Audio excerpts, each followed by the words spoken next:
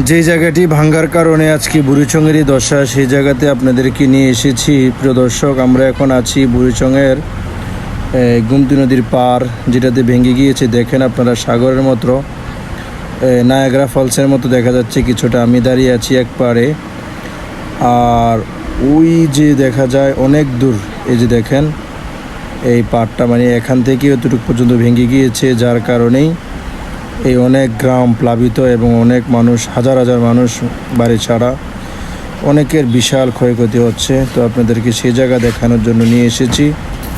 তো সকলে ভালো থাকুন, আল্লাহ হাফেজ।